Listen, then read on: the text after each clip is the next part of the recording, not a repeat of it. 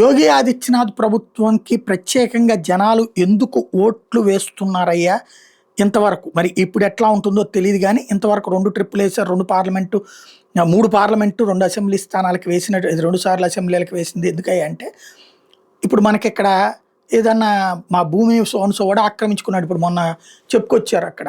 రాజధాని ప్రాంతంలో భూమికి సంబంధించి చిలకలూరిపేటలో ఒక షాపింగ్ మాల్ కబ్జా చేస్తే పాపం ఆయన మొత్తుకుంటున్నాడు. ఎన్ఆర్ఐ ఇంతకుముందు జనసేనను తెలుగుదేశంలో ఉన్నాడు. ఎవడన్నా పట్టించుకుంటున్నారా? భూములకు సంబంధించి చంద్రబాబు తిట్టారు, వార్నింగ్ ఇచ్చారు, పవన్ కళ్యాణ్ ఆగ్రహం వ్యక్తం చేశారు, పనికొస్తుంది తప్పించి చివరికి ఆ భూముల వివాదాలు అట్లాగానే ఈనాడు జ్యోతినే రాస్తున్నాయి. అదే యోగి ఆదిత్యనాథ్ చూడండి, ఒక విడో చెంచల్ అనేటటువంటి ఆమె గజియాబాద్లో ఆమె ఇంటిని తాజ్ మొహమ్మద్ అనేవాడు ఆక్రమించాడు. ఆమె వెళ్ళి కలెక్టర్ కంప్లైంట్ చేసింది. కలెక్టరు డిస్ట్రిక్ట్ మ్యాజిస్ట్రేట్ హోదాలో ఎస్పీకి చెప్పారు. ఇద్దరు కలిసి ఆ డాక్యుమెంట్ చూశారు. ఈఎంఐ డాక్యుమెంట్లు అని తేలింది. వాడు ఏదో అప్పిచ్చి ఆ అప్పుకి అడ్డుపెట్టి అమ్మాయిని ఇంటిని లాక్కున్నాడని తేలింది.